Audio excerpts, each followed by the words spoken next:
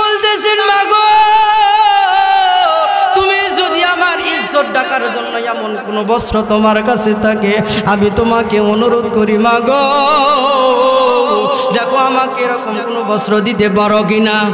এইবার বাবাজি আমার বন্ধু এইবার মা ইতিম মা, এইবার তার মা অনেক খোঁজাখুঁজি করার পরে এইবার সন্তানকে বলতেছেন বাবা গো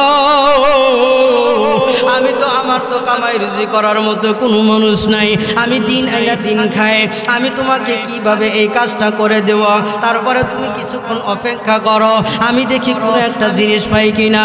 এইবার বাবাজি তার মা অনেকক্ষণ খোঁজাখুঁজি করার পরে এক জায়গার মধ্যে একটা ছোট্ট একটা কম্বল পাইল। জোরে বলো এইবার ছোট্ট একটা কম্বল খুঁজে খুঁজে পাওয়ার পরে এইবার সন্তানকে বলতেছেন বাবা গো এই যে একটা ছোট্ট একটা কম্বল দেখতে পাইলা এই কম্বলটাই হলো আমার সম্বল, সারা দ্বিতীয় কোনো আর জিনিস নাই। এইবার আব্দুল উজ্জা বলতেছেন বাগো তোমাকে পুরা কম্বলটা আমাকে দিতে হবে না, এইবার তুমি আমাকে পুরা কম্বল তোমার থেকে আমি চাই না। এইবার মাকে বলতেছেন মাগো এই কম্বলটা তুমি দ্বিখণ্ডিত করো, এক খণ্ড তোমার কাছে তুমি রেখে দাও আর এক খণ্ড তুমি আমাকে দিয়ে দাও। এই ওই এক খণ্ড কম্বল দিয়া আমার ইজ্জত আমি ডাকার পরে আমি হাঁটতে হাঁটতে আমার পয়গম্বরের দরবারে চলে যাব। মারহাবা মারহাবা। এইবার বাবাজি আমার বন্ধুগণ এইবার তার মা এই কম্বলটা মাঝখানে ছিনিয়া দুই খণ্ড করিয়া এক খণ্ড তার মা রেখে দিলেন আর এক খণ্ড আব্দুল উজ্জাকে দিয়ে দিলেন। এইবার আব্দুল উজ্জা কোনোরকম ভাবে লজ্জা স্থানটা ঢাকিয়া কিতাবের মধ্যে লেখা হয় দুই হাত যদি না ধরে তার ইজ্জতটা ঢাকতে পারে না, সাথে সাথে আবার খুলিয়া যায় ইজ্জত বের হয়ে যায়। এইবার বাবাজি আমার বন্ধুগণ তারপরেও কষ্ট করে কোনো রকম ভাবে এবার ইজ্জতটা কোন রকম ঢাকলেন। আগের মতো মানুষের পাগল বলবে না, একবারে উলঙ্গ সেটাও মানুষে বলতে পারবে না। এইবার বাবাজি বার কাছে বিদায় নিতেছেন মাগো এই দুনিয়াতে মনে হয় তোমার সাথে আমার আর দেখা হবে না, আমি চলে যাব নবী মুহাম্মাদের দরবারে। বার থেকে বিদায় নিয়ে চলে গেলেন। অনেক লম্বা ঘটনা গো বাবা, আমি লম্বা করতে চাই না। এইবার তার মাঠ থেকে বিদায় নিয়ে ধীরে ধীরে হাঁটতে হাঁটতে হাঁটতে হাঁটতে বালির উপর দিয়ে তিনি হাইটে হাইটে যাইতেছেন। এইবার যাইতে যাইতে যাইতে যাইতে আমার আপনার পয়গম্বরের দরবারে চলে গেলেন। এইবার এইবার অনেক দূর অনেক রাস্তা হাঁটতে হাঁটতে হাঁটতে হাঁটতে মরুভূমির মধ্যে দিয়ে হাঁটতে হাঁটতে হাঁটতে হাঁটতে আমার আপনার পয়গম্বরের সাহাবী আব্দুল উজ্জা তিনি তখন এই যে আজকে মাহফিলের আয়োজন করেছেন আগামীকাল থাকবে না এটাই নিশ্চিত। আল্লাহ রাসূল সাল্লাল্লাহু আলাইহি ওয়াসাল্লাম সাহাবায়ে কিরামকে বলেছেন হে সাহাবীরা দুনিয়ার মধ্যে এমন কিছু জান্নাতি বাগান পাইবা সেখান থেকে তোমরা ফল সংগ্রহ করি। আর জোরে করেন না সুবহানাল্লাহ। জান্নাতের বাগান দুনিয়াতে কোনগুলো? এই যে ব্রাহ্মণ মাদ্রাসা, এলে ব্রাহ্মণ মাদ্রাসা আজকে এখানে আছে কালকে এখানে থাকবে না, গতকালও ছিল না। এই জন্য আজকে সুবর্ণ সুযোগ। কোনো মানুষের মনে করেন যে যদি আজকের এই রাতটায় হায়াত আছে অথবা এই মাহফিল শোনা পর্যন্ত হায়াত আছে, কোনো মানুষ যদি আল্লাহকে রাজি করার জন্য আল্লাহকে খুশি করার জন্য কোনো মানুষ যদি আজকের মাহফিলে এসে থাকে হইতে পারে আজকের এই মাহফিলটাই তার জীবনের জন্য নাজাতের জরিয়া হয়ে যাবে। বিশ্বাস হয় তো? এই জন্য এখনো যারা বাইরে আছেন দোকানপাটে ঘোরাফেরা করতেছেন এখনই সময়, আপনারা চলে আসেন। এই সুযোগ আর আগামীকাল থাকবে না। আল্লাহ কার একটা কথা আমার জন্য কবুল করবে, একটা কথা মানুষের হেদায়েতের জন্য জরিয়া হয়ে যাবে।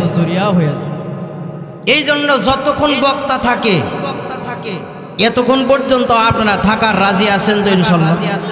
যে কে থাকার রাজি আছেন একটু হাত তুলে দেখেন। নারে তাকবীর, হয় না? আওয়াজ আওয়াজ হয় না নারে তাকবীর তাকবীর লিল্লাহি তাকবীর তাকবীর কোরআন হাদিস যেখানে যেখানে নারে তাকবীর খুশি না বেজার আর জোরে কোন খুশি না বেজার আলহামদুলিল্লাহ আল্লাহ পাক রব্বুল আলামিনের দরবারে লাখো কোটি শুকরিয়া যে মহান রব্বুল আলামিন আমাদেরকে আজকে এই মুহূর্তে জলসায় মুহূর্তে মাহফিলে আমাদেরকে সুস্থ সবল অবস্থায় আল্লাহ তাআলা আমাদেরকে আনছেন দীর্ঘ একটি বছর পরে আল্লাহ পাক রব্বুল আলামিন আমাদেরকে এই জায়গার মধ্যে আনছেন এবং বসার তৌফিক দান করেছেন আমার মতো গুনাহগার নালায়েককে কিছুদিনই কথা বলার আপনাদেরকে শুনবার উদ্দেশ্যে আল্লাহ তাআলা যে তৌফিক দান করলেন সেই মহিয়ান গরিয়ান মাওলা পাকের দরবারে শুকরিয়া জ্ঞাপন করি সকলেই বলি কালেমাতুশ শুকুর আলহামদুলিল্লাহ আর জোরে বলি আলহামদুলিল্লাহ লক্ষ কোটি দরুদ ও সালাম সেই মহামানবের জন্য যাকে মোহাব্বত করে ভালোবেসে কোনো মানুষ যদি একবার দরুদ পড়ে বাবাজি জরুর বলেন কয়বার আল্লাহ রাসূল সাল্লাল্লাহু আলাইহি ওয়াসাল্লাম হাদিসে পাকের মধ্যে ফরমান তিনি বলেন যেই ব্যক্তি আমার উপরে একবার দরুদ পড়বে আমি আল্লাহ তার উপরে 10টা রহমত নাজিল করে দিব এই জন্য সেই রাসূলের প্রতি ভক্তি এবং মহাব্বতের সাথে ভালোবাসা নিয়ে আবারও আমরা সংক্ষিপ্তভাবে দরুদ করি সকলেই বলি সাল্লাল্লাহু আলাইহি ওয়াসাল্লাম আলহামদুলিল্লাহ সম্মানিত উপস্থিতি আমি পবিত্র কালামুল্লাহ শরীফের সূরাতুল বাকারার এখানে আয়াতে কারিমার অংশ বিশেষ তেলাওয়াত করেছি এবং সূরাতুল কাহাফের একখানা আয়াতে কারিমা তেলাওয়াত করেছি একই বিষয় নিয়ে যেহেতু মসজিদের মাহফিল উন্নত কল্পে সেই সূত্রে রাসূল করিম সাল্লাল্লাহু আলাইহি ওয়াসাল্লামের হাদিসে মুবারাকা থেকে একখানা হাদিস আমি আপনাদের সামনে তেলাওয়াত করার সৌভাগ্য লাভ করেছি আল্লাহ তাআলা যদি তৌফিক দান করেন আয়াত দোয়ায় এবং হাদিসকে সামনে রেখে অল্প কিছু সময় আমি আপনাদের সাথে কথা বলবো আল্লাহ যদি তৌফিক দান করেন আপনারা যদি দোয়া করেন আল্লাহ তাআলা তৌফিক দান করেন সকলে বলেন আমিন আর জোরে বলেন আমিন আমিন আয়াতে কারিমাতে আল্লাহ পাক রব্বুল আলামিন জান্নাতীদেরকে সুসংবাদ দিয়েছেন সুবহানাল্লাহ জোরে কোন ভূমিকা নয় ডাইরেক্ট আয়াতের আলোচনা নিয়ে যাইতেছি সূরাতুল বাকারার আল্লাহ পাক রব্বুল আলামিন আমি যে আয়াতে কারিমার অংশ বিশেষ তেলাওয়াত করেছি সেই আয়াতে কারিমাতে আল্লাহ পাক রব্বুল আলামিন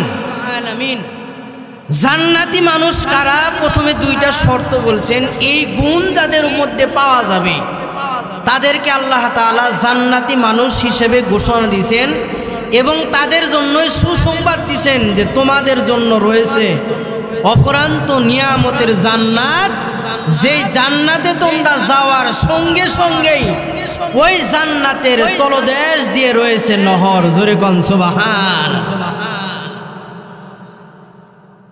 আল্লাহ পাক রব্বুল আলামিন এই একই বিষয়বস্তু নিয়ে আল্লাহ তাআলা সূরাতুল আসরে 4টা জিনিসের কথা বলছেন যে যেই সমস্ত মানুষেরা যাদের মধ্যে যে ঈমানদারের মধ্যে 4টা গুণ থাকবে জোরে বলতে হবে বাবাজি কয়টা হবে বাবাজি 4টা সূরাতুল আসর নাযিল করে দিয়ে আল্লাহ পাক রব্বুল আলামিন সময়ের কসম করে বলেছেন আল্লাহ পাক রব্বুল আলামিন আল্লাহ তাআলা বলছেন বিসমিল্লাহির রহমানির রহিম ওয়াল আসর ইন্নাল ইনসানা লাফি খুসর ইল্লাল্লাযীনা আমানু ওয়া আমিলুস সালিহাত ওয়া তাওয়াসাউ বিল হক ওয়া তাওয়াসাউ বিস সাবর আল্লাহ তাআলা এই জায়গায় সময়ের কসম করে বলেছেন ওয়াল আসর সময়ের শপথ করে বলেছেন আল্লাহ পাক রব্বুল আলামিন। আল্লাহ যদি কোনো জিনিসের কসম করে নাও একটা কথা বলেন, কোনো জিনিসের কসম করেন নাই, কিন্তু ডাইরেক্ট আল্লাহ বলছেন। যেমন আল্লাহ তাআলা তার পরিচয় তুলে ধরছেন সূরাতুল ইখলাসের মধ্যে।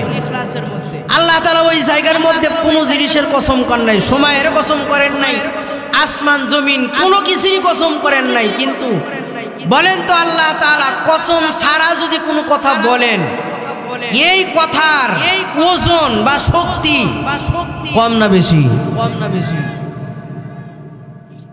আল্লাহ পাক রব্বুল আলামিনের কথা কসম করে বললে যেমন ওজন, যেমন শক্তিশালী, ঠিক তন্ত্র কসম করে বললেও তেমন ওজন। কসম ছাড়াও যেমন শক্তিশালী, কসম করে বললেও তেমন শক্তিশালী। তারপরেও আল্লাহ পাক রব্বুল আলামিন এই সূরার মধ্যে সময়ের কসম করে কেন বললেন, অনেক তাফসীর, ওই দিকে যাব না। আল্লাহ তাআলা সময়ের কসম করে বলতেছেন ওয়াল আসর ইন্নাল ইনসানা লাফি খুসর। আল্লাহ তাআলা বলতেছেন সময়ের কসম করে বলি, পৃথিবীর যতগুলি মানুষ আছে সকল মানুষ ক্ষতিগ্রস্তের মধ্যে, সবাই ক্ষতিগ্রস্তের মধ্যে। কিন্তু আল্লাহ তাআলা তারপরের আয়াতে আল্লাহ তাআলা ইস্তিসনা করে বললেন যে ওই সমস্ত মানুষ ক্ষতিগ্রস্তের মধ্যে না, সবাই ক্ষতিগ্রস্ত, কিন্তু তারা না যারা ইল্লাল্লাযীনা আমানু, যারা ঈমান এনেছে, ওয়া আমিলুস সলিহাত, শুধু ঈমানে আনে নাই, তারপরেও ঈমান আনার পরেও তারা নেক আমল করছে। জোরে কোন সুবহানাল্লাহ।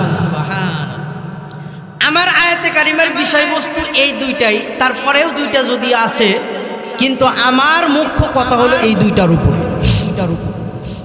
আল্লাহ তাআলা বলছেন এক নাম্বার হলো যারা ঈমান এনেছে, দ্বিতীয় নাম্বার হলো যারা আমলে সলে করেছে। এই দুইটা গুণ যারা অর্জন করতে পেরেছে, আল্লাহ পাক রব্বুল আলামিন আমি খুতবার মধ্যে যেই আয়াতে কারিমা তেলাওয়াত করেছি, সেই আয়াতে কারিমাতে আল্লাহ পাক রব্বুল আলামিন বলছেন তাদের জন্যই সুসংবাদ। আল্লাহ বলতেছেন ওয়াবাশশিরিল্লাযীনা আমানু ওয়া আমিলুস সলিহাত। আমার ভাইরা, আমার বন্ধুগণ, কোনো দিকে কোনো নজর নাই, প্লিজ দিলটা নরম করে দিবেন গো বন্ধু, ও ভাইজান।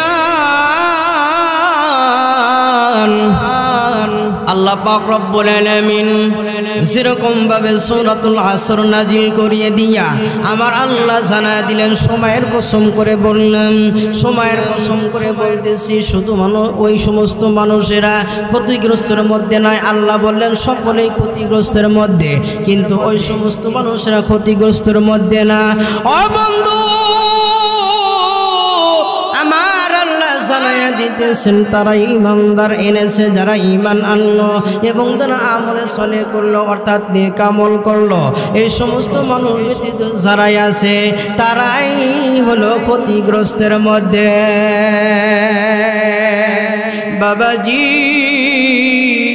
ঈমান কত বড় একটা দৌলত গো বাবা।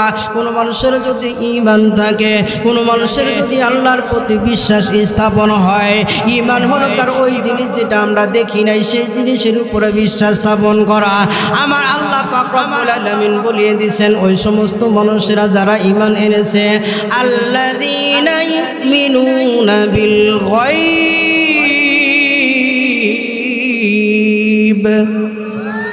আরো জোরে বলেন আল্লাহু আকবার। আমার ভাইরা, আমার বন্ধুগণ, আমার আল্লাহ পাক রব্বুল আলামিন মানুষদেরকে জানায় দিলেন, ও মানুষেরা তোমরা ঈমান আনবা গায়েবের উপরে। জোরে বলেন কার উপরে?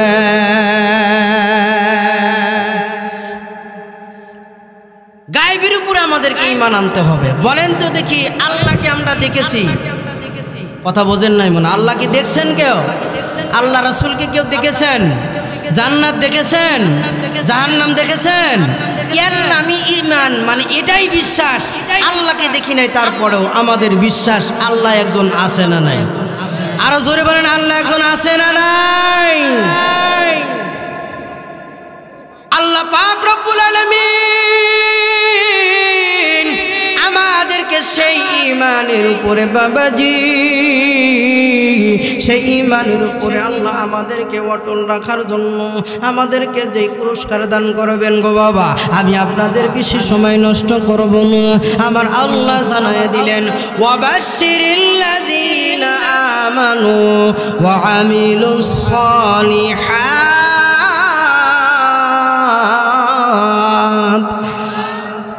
যারা ঈমান আনলো এবং তারা আমলে সলে করলো, ঈমান আনার উপরে স্থগিত নয়, শুধু ওই পর্যন্তই তারা সীমাবদ্ধ নয় গো বাবা। বাবাজি, আল্লাহ পাক রব্বুল আলামিন তাদের জন্য সুসংবাদ দিয়েছেন। আমার ভাইরা রে, ঈমান এনেছি সাহাবায়ে কেরাম, আমরা তো এমনি এমনি ঈমান এনেছি।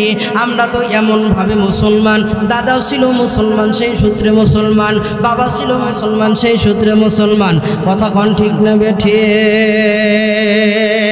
এমনও তো মুসলমান আছে গো বাবা, এই দুনিয়ার মধ্যে এমন মুসলমান আছে যে মুসলমান শুধু মুসলমান, মুসলমানের কি কি শর্ত আছে এটাও তার মধ্যে নাই, আছে না না?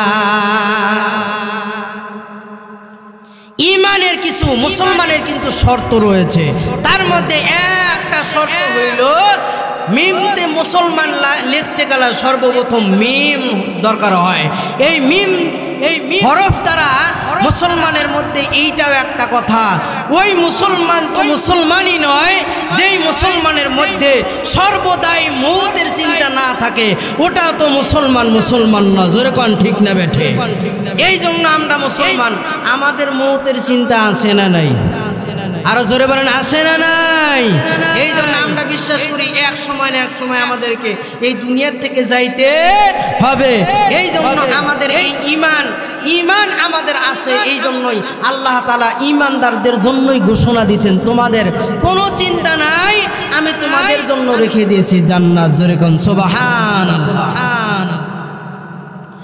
এই ঈমান আনতে গিয়া সাহাবায়ে কেরাম কেমন কষ্ট সহ্য করতে হয়েছে তাদেরকে। নাম শুনেছেন হযরত বিলাল হাবশী রাদিয়াল্লাহু তাআলা আনহু, কালো গোলাম। আমার ভাইরা, আমার বন্ধুগণ, হযরত বিলাল হাবশী রাদিয়াল্লাহু তাআলা আনহু মাঝে মধ্যে এই কথাটা সবারই উদ্দেশ্য নিয়ে বলতেন, যদি কোনো মানুষকে আল্লাহ তাআলা হেদায়েতের মালিক বানায়া দিত, যদি আমাকে আপনাকে এরকম ভাবে হেদায়েতের মালিক বানায়া দিত, আমি আর আপনি তো স্বার্থপরের মতো আমি আর আপনি কি করতাম? আমার আত্মীয় স্বজনকে আগে হেদায়েত দান করে দিতাম। কথা কোন ঠিক নিয়া বেঠি? এই জন্য আমার আপনার পয়গম্বরকেও আল্লাহ তাআলা হেদায়েতের চাবিকাঠি দেন নাই। যদি আল্লাহ তাআলা আমার আপনার পয়গম্বরকে হেদায়েতের চাবিকাঠি দিতেন, তাহলে আমার আপনার পয়গম্বরকে, যেই পয়গম্বরকে যিনি যেই তার চাচা আবু তালেব সারা জীবন বরদাকি লালন পালন করলেন গো বাবা, সেই পয়গম্বর তার চাচাকে কালেমার দাওয়াত দিয়ে ইসলাম ধর্ম গ্রহণ করতে পারেন নাই। ইতিহাস আপনারা জানেন কি জানেন না? আমার আপনার পয়গম্বরের চাচা আবু তালেব আমার আপনার পয়গম্বরকে সারা জীবন ভর লালন পালন করলেন, কিন্তু শেষ মুহূর্তের মধ্যে আমার আপনার পয়গম্বরের চাচাকে দাওয়াত দিলেন। চাচা একটা বার কালেমা পড়েন, কালেমা পড়ার পরে দুনিয়া থেকে চলে যান, বাকি কাজ করার দায়িত্ব আমার। সুবহানাল্লাহ কোন? বলেন তো দেখি, আবু তালেব কি কালেমা গ্রহণ করতে পেরেছে? আরো জোরে বলেন, কালেমা গ্রহণ করতে পেরেছে? তাহলে এই কথার দ্বারা বোঝা গেল আল্লাহ রাসূলকেও আল্লাহ হিদায়াতের চাবিকাঠি দেন নাই। জোরে কোন ঠিক না বেঠি? এই জন্য বাবাজি বিলাল হাবশী রাদিয়াল্লাহু তাআলা আনহু ভাইজান মাঝে মধ্যে তিনি এই কথাটা বলতেন, আমাকে আল্লাহ পাক রব্বুল আলামিন এই হাবশা দেশ কত দূরে, এত দূর পর্যন্ত হেদায়েত আস্তে আস্তে আমি হয়তো আমার বলেন, আর আমার থেকে আপনি কি পাবেন? এইবার তিনি বলতেছেন, ভাতিজা তোমার গায়ে যে একটা পরনে যে একটা কাপড় আছে, যেই কাপড়টা যেই বস্ত্রটা ওটাও হলো আমার টাকায় কেনা, ওই পরনের কাপড়টাও জামাটাও তুমি খুলে দিয়ে দাও। এবার কিতাবের মধ্যে লেখা হয় চাচা যখন তার জামাটা খুলে নিতে বললেন, এইবার চাচাকে বললেন চাচা গো নাও তোমার জামাটাও আমি দিয়ে দিলাম। এইবার বাবাজি আমার বন্ধুগণ, এবার চাচা বলতেছেন এখন পর্যন্ত শেষ হয় নাই। এবার চাচাকে বলতেছেন চাচা আর কি আছে বলেন। এইবার চাচা বলতেছেন ভাতিজা তোমার পরনে যে একটা লুঙ্গি আছে ওই লুঙ্গিটাও আমার টাকায় কেনা।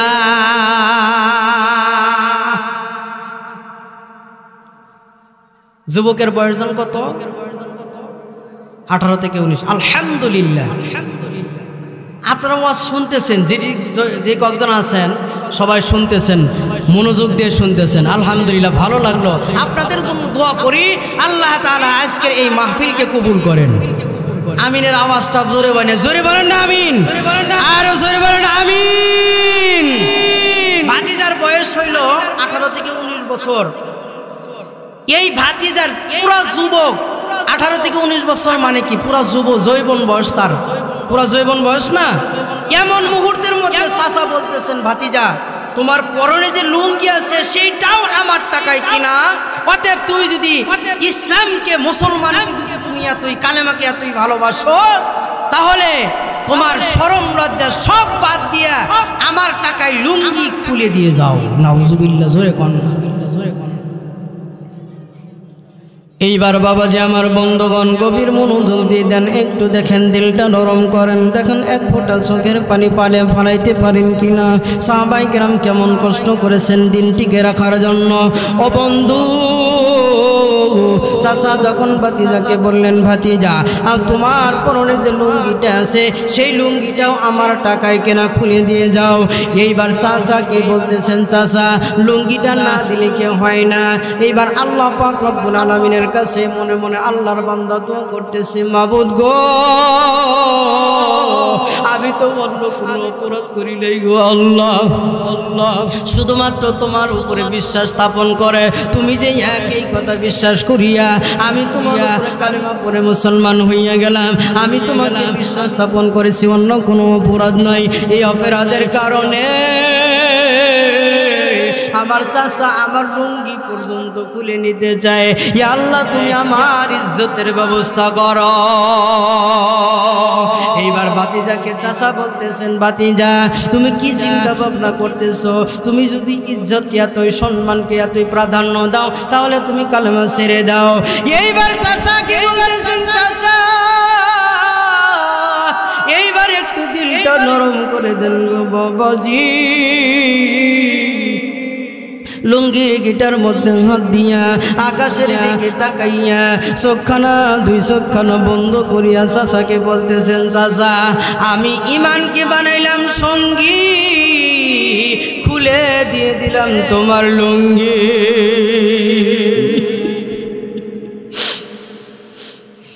এইবার ভাতিজা 18 থেকে 19 বছর বয়স, অর্থাৎ পুরা যৌবন বয়স। এই যৌবন বয়সে উলঙ্গ অবস্থায় রাস্তা দিয়ে কোনো মানুষ যদি যায় তাহলে বলেন তো দেখি কোন মানুষটা তাকে সুস্থ মানুষ মনে করবে? তারপরে পালো পাগল মনে করে মানুষে তাকে থুতু নিক্ষেপ করে, কোনো বাচ্চারা তাকে ঢিল নিক্ষেপ করতেছে। কিন্তু বলেন তো দেখি আসলে মূলত এই লোকটা কি পাগল? আল্লাহ কি বলতেছেন মাবুদ আমি তো কোনো অপরাধ করি নাই গো আল্লাহ, একটা মাত্র অপরাধ করেছি, আমি তোমার উপরে বিশ্বাস করে কালেমা পড়ে মুসলমান হয়ে গেছি, এই জন্য আমার ইজ্জতের এই অবস্থা গো আল্লাহ, তুই আমার ইজ্জতের ব্যবস্থা করে দাও। এইবার ভাতিজা বলতেছেন, এইবার ভাতিজা মনে মনে চিন্তা করলেন আমি এখন আর কোথায় যাব, আমার তো কোনো জায়গায় যাওয়ার মতো ব্যবস্থা নাই। মনে মনে চিন্তা করলেন আমি রাসূলের দরবারে চলে যাব, যে রাসূলের উপরে কালেমা পড়ে এমন শাস্তি গ্রহণ করলাম, আমি আর এই দেশে থাকতে চাই না, আমি পয়গম্বর পয়গম্বরের দরবারে আমি চলে যাব, তার আগে ওই পর্যন্ত যাইতে একটা ব্যবস্থা আমাকে করতে হবে। তিনি মনে মনে ভাবলেন, আমার বাড়িতে যদি আমার সৎ মা, তারপরে আমার মার কাছে যাব, যদি আমার মা আমার লজ্জাস্থান ঢাকার মতো কোনো ব্যবস্থা করে দেয়। এইবার বাবাজি আব্দুল উজ্জা ধীরে ধীরে হাঁটতে হাঁটতে রাস্তা দিয়ে যখন যায়, এইবার লোকেরা যখন দেখতে পাইল এমন অবস্থায় একজন যুবক মানুষ উলঙ্গ অবস্থায় যাইতেছে, কোনো যুবকরা তার উপরে ঢেল নিক্ষেপ করে, কেউ আবার থুতু নিক্ষেপ করে, কোথায় থেকে পাগল যাইতেছে। তিনি শুধু আফসোস করতেছেন, হায় হায় হায়, এক কালেমা গ্রহণ করার কারণে এরকম অবস্থা, এরকম দূর অবস্থা আমার হয়ে গেল, অন্য কোনো অপরাধ তো আমার নাই। এইবার বাবাজি আব্দুল উজ্জা যাইতে যাইতে তার বাড়ি পর্যন্ত চলে গেলেন। যাওয়ার পরে বাড়িতে গিয়া মাকে ডাক দিয়েছেন, মা গো। ডাক দেওয়ার সঙ্গে সঙ্গে তার মা চিনতে পেরেছেন, আমার সন্তানের আওয়াজ শোনা যায়। বাইরে এসে দেখতেছে আমার সন্তান উলঙ্গ অবস্থায় দাঁড়ানো। এইবার মা তার ইজ্জত এরকম অবস্থা দেখার পরে, উলঙ্গ অবস্থায় দেখার পরে আর তিনি ওখানে থাকলেন না, পর্দার আড়ালে চলে গেলেন। বাবাজি একটু দিলটা নরম করে দিল বাবা, কেমন কষ্ট সহ্য করেছেন সাহাবাই কেরাম, শুধুমাত্র ঈমান আনার কারণে, শুধুমাত্র ঈমানের উপরে তারা অবিচল থাকার কারণে, অন্য কোনো কারণে কিন্তু তাকে শাস্তি দেওয়া হয় নাই। তার থেকে সম্পদ নিয়ে যাওয়া হয়েছে, তার থেকে জামা পর্যন্ত নিয়ে যাওয়া হয়েছে, তার থেকে লুঙ্গি পর্যন্ত নিয়ে যাওয়া হয়েছে। এইবার তাকে বলতেছেন, মা গো আমার এই অবস্থা করেছে আমার চাচা, একটা মাত্র অপরাধ, আমি তার ধর্ম ছেড়ে আমি কালেমা পড়ে মুসলমান হয়ে গেছি। কালেমা পড়ে মুসলমান হইয়া যাওয়ার পরে ঈমানকে বানাইছি আমি সঙ্গী, আমার চাচা আমাকে দেয় নাই লুঙ্গি, লুঙ্গি পর্যন্ত খুলে নিয়ে গেছে। এইবার মাকে বলতেছেন, মা গো তুমি যদি আমার ইজ্জত ডাকার জন্য এমন কোনো বস্ত্র তোমার কাছে থাকে, আমি তোমাকে অনুরোধ করি মা গো, দেখো আমাকে এরকম কোনো বস্ত্র দিতে পারো কিনা, পারো কিনা।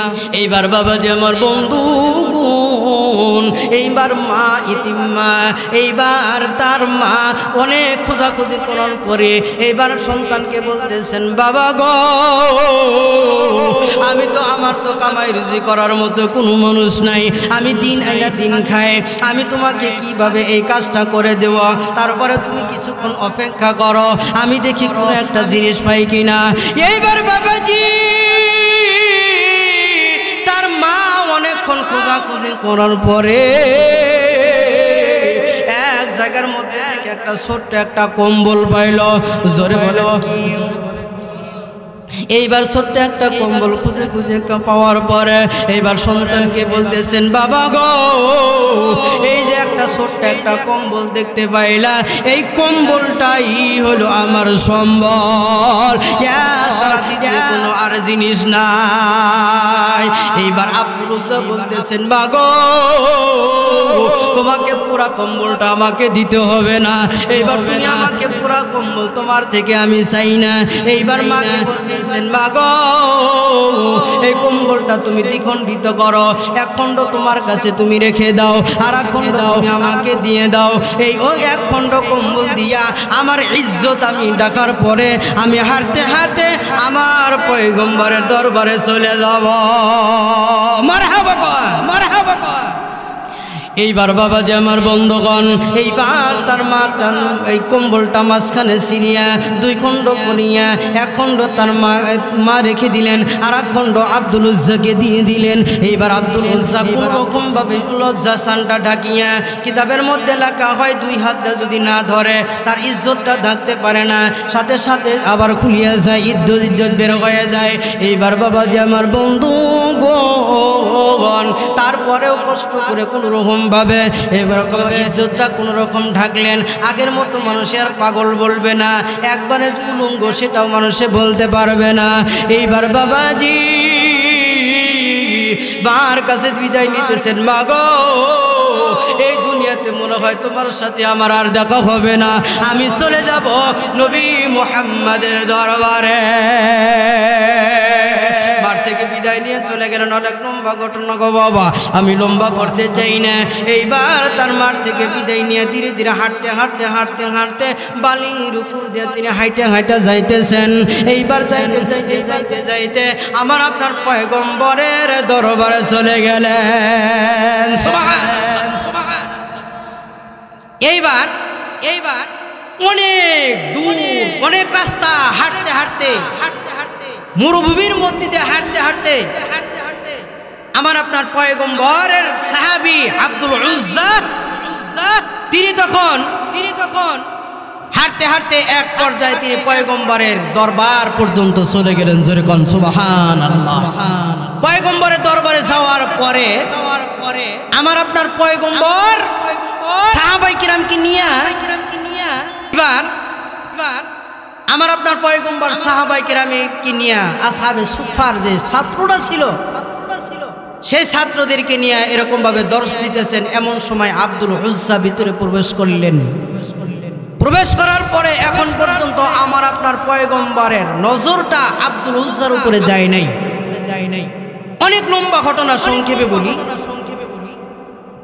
আমার আপনার পয়গম্বর হাদিসের দরস দিতেছেন, এমন মুহূর্তের মধ্যে কিছুক্ষণ পরে আব্দুল উজ্জার উপরে নজরটা যখন পড়লেন, সাথে সাথে আমার আপনার পয়গম্বর দাঁড়ায় গেছেন। সুবহানাল্লাহ জোরে কোন।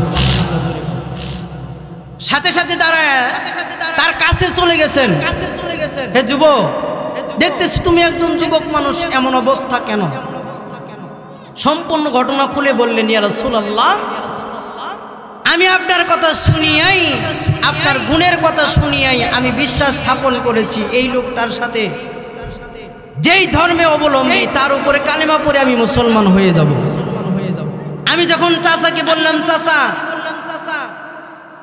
মক্কার মধ্যে এমন একটা লোকের আবির্ভাব হয়েছে, তার সম্পর্কে আপনি জানেন। আমার চাচা আপনাকে ভালো স্বীকৃতি দেওয়ার পরেও সে কালেমা গ্রহণ করলো না, আর আমি কালেমা গ্রহণ করার পরে আমাকে এই শাস্তি দিছেন।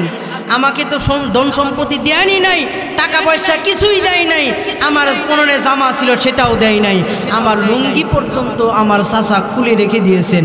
এইবার আব্দুল উজ্জাকে আমার আপনার পয়গম্বর বললেন, হে আব্দুল উজ্জা, তুমি যেহেতু ইসলাম ধর্ম গ্রহণ করার পরে, কালেমা গ্রহণ করার পরে তুমি এত বিসর্জন দিয়েছো, আজকে থেকে তুমি আব্দুল উজ্জা নয়, তোমার নাম আমি রেখে দিলাম আব্দুল্লাহ। জোরে কোন সুবহানাল্লাহ। আজকে থেকে তুমি হলে কেন আব্দুল্লাহ। আল্লাহ রাসূল সাল্লাল্লাহু আলাইহি ওয়াসাল্লামের পরিহিত কাপড়, দুইখানা কাপড় আব্দুল উজ্জাকে আল্লাহ পাক রব্বুল আলামিনের পয়গম্বর হাদিয়া দিয়া বললেন, আজকে থেকে তুমি আর আব্দুল উজ্জা না, লাতের গোলাম না, উজ্জার গোলাম না, তুমি হলার আল্লাহর গোলাম। জোরে কোন না সুবহানাল্লাহ। তুমি আজকে থেকে আল্লাহর গোলাম। এ শুধুমাত্র আল্লাহর গোলাম না, আমি তোমাকে নিজের পরিহিত দুইখানা কাপড় আমি তোমাকে হাদিয়া দিলাম। তারপরের থেকে নিয়েই তার নামটা রাখা হয়েছে আব্দুল্লাহ যুল বাসাতাইন রাদিয়াল্লাহু তাআলা আনহু, অর্থাৎ রাসূলের দুই পোশাকের অধিকারী ছিলেন এই আব্দুল্লাহ যুল বাসাতাইন রাদিয়াল্লাহু তাআলা আনহু। জোরে কন্না সুবহানাল্লাহ।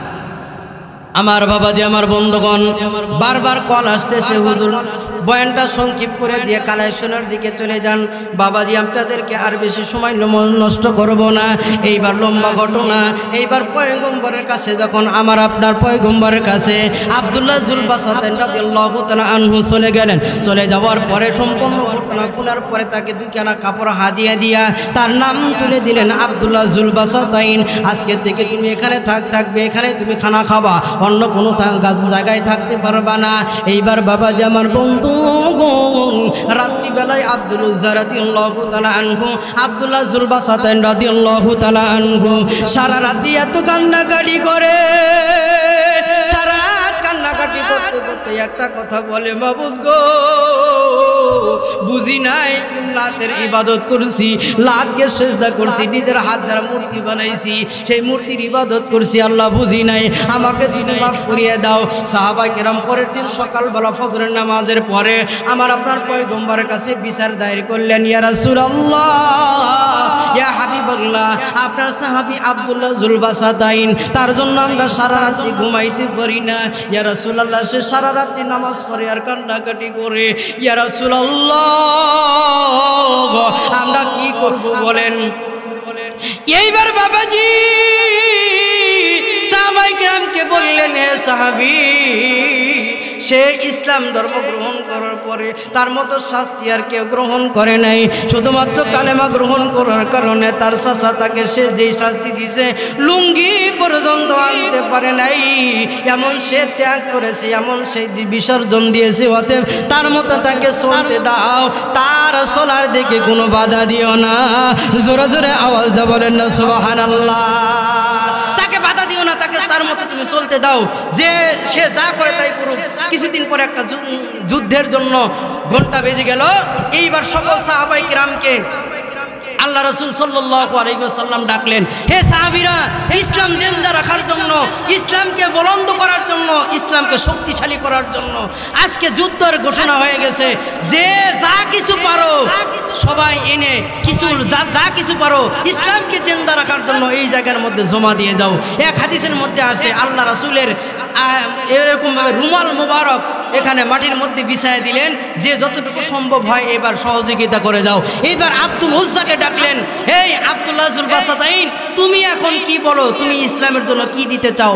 এইবার আব্দুল্লাহ যুল বাসাতাইন রাদিয়াল্লাহু তাআলা বলতেছেন, ইয়া রাসূলুল্লাহ, আমার শরীরে যে রক্ত আছে, এই রক্ত ছাড়া তো আমার আর কোনো চালানি নাই, আমি আর কি দিব? দিতে তো অনেক কিছু মনে চায়, টাকা পয়সা থাকলে তো আমি দিয়ে দিতাম। এইবার আব্দুল্লাহ যুল বাসাতাইন রাদিয়াল্লাহু তাআলা আনহু আল্লাহ রাসূলকে বললেন, ইয়া রাসূলুল্লাহ, ইয়া হাবিবাল্লাহ, আমার জন্য আল্লাহর কাছে একটু দোয়া করেন, আল্লাহ যেন আমাকে শাহাদাতের মউত দান করে। অর্থাৎ যে রক্ত আমার মধ্যে আছে, এই রক্ত আমি আল্লাহর রাস্তায় আমি বিলীন করে দিলাম, দান করে দিলাম। জোরে কোন সুবহানাল্লাহ। এইবার আল্লাহ রাসূলকে যখন আব্দুল্লাহ যুল বাসাতাইন রাদিয়াল্লাহু তাআলা এই কথা বললেন, বলার পরে বলতেছেন, শোনো, আল্লাহর কাছে আল্লাহ রাসূল দোয়া করলেন, ইয়া আল্লাহ, আমার আব্দুল্লাহ তোমার জন্য, দ্বীনের জন্য শহীদ হইতে চায়, আমি তার জন্য দোয়া করি, তার রক্ত কাফেরদের জন্য হারাম ঘোষণা করো।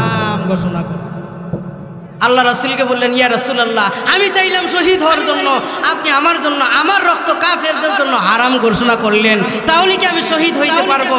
এইবার আল্লাহ রাসূল সাল্লাল্লাহু আলাইহি ওয়াসাল্লাম আব্দুল্লাহ যুল বাসাতাইন রাদিয়াল্লাহু তাআলা আনহুকে বললেন, আব্দুল্লাহ, তুমি যেই অবস্থায় মারা যাও না কেন, যেই অবস্থায় মারা যাও, ছোট্ট একটা অসুখ হয়ে তোমার যদি মারা যায়, মানুষ ফোট হয়ে মানুষ মরে, জ্বর আসলে মানুষ মরে, ঠান্ডা লাগলে মানুষ মরে, মরে কি মানুষ মরে? যে অবস্থায় তুমি মারা যাও, আল্লাহ তাআলা তোমাকে শাহাদাতের মউত দান করে দিবে।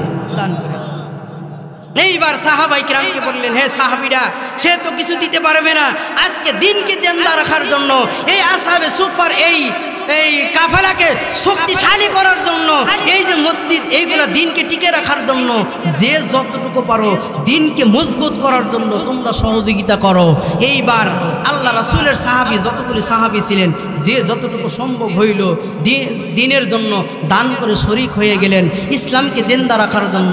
এই জন্য আমি আপনাদের সামনে একটা হাদিস এটা পড়েছিলাম, মান বানা লিল্লাহি মাসজিদান বানাল্লাহু লাহু বাইতান ফিল জান্নাহ।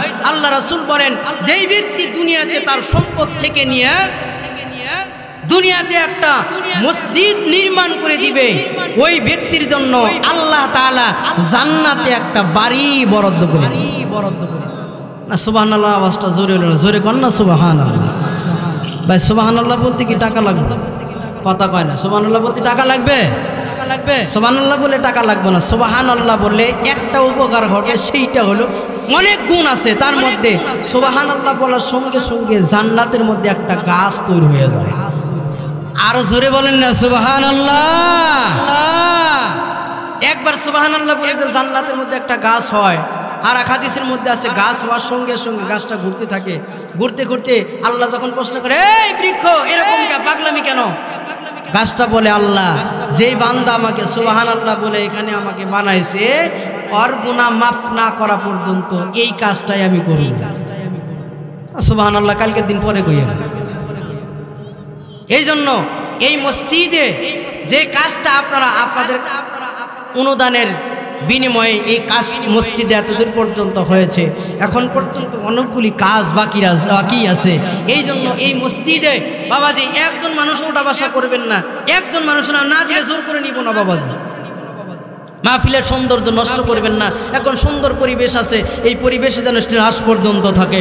এই জন্য এই মসজিদকে ভালোবেসে, আল্লাহকে ভালোবেসে, জান্নাতের আশায় যেই ব্যক্তি যতটুকু সহযোগিতা করবেন, হাদিসের মধ্যে আসছে মান বানা লিল্লাহি মাসজিদান, যে ব্যক্তি একটা মসজিদ নির্মাণ করে দিবে, বলেন তো দেখি এই দুনিয়াতে কোন মানুষের এমন সামর্থ্য আছে একজন মানুষ একটা মসজিদ নির্মাণ করে দিতে পারে? এরকম সামর্থ্য খুব কম মানুষের আছে। তবে আল্লাহ রাসূল সাল্লাল্লাহু আলাইহি ওয়াসাল্লাম এই হাদিসটা বলার পরে আপনাদেরকে আপনার দ্বিধাদ্বন্দ্বের মধ্যে ফালানোর দরকার নেই। আল্লাহ রাসূল বলছেন মাসজিদান, তানবিনে তারান্নুম, এই তানবিনে তারান্নুম দ্বারা উদ্দেশ্য হইল কোনো মানুষ যদি 1 কোটি টাকা দিতে পারবে না, 1 লক্ষ টাকা দিতে পারবে না, তানবিনে তারান্নুম দ্বারা উদ্দেশ্য মসজিদের যে কাজ হইতেছে এই কাজ হওয়ার জন্য যেই ব্যক্তি একটা ইট ক্রয় করার টাকা পর্যন্ত দিয়েও সহযোগিতা করতে পারবে, আল্লাহ তাআলা তার জন্য জান্নাতে একটা বাড়ি বরাদ্দ করে দিবে। তাহলে বলেন আগে কঠিন ছিল, এখন কি কঠিন হইল না সহজ? কথা কয় না, কঠিন না সহজ? কঠিন না সহজ? তাহলে সকলে এই মসজিদে একটা ইট ক্রয় করার টাকা দিয়া হইলেও সহযোগিতা করার দরকার আছে না? শুধু কি আমাদের এই আপনাদের এই মসজিদটাই সহযোগিতা হবে, নাকি জান্নাতে একটা বাড়ি হোক এটা আপনার চান?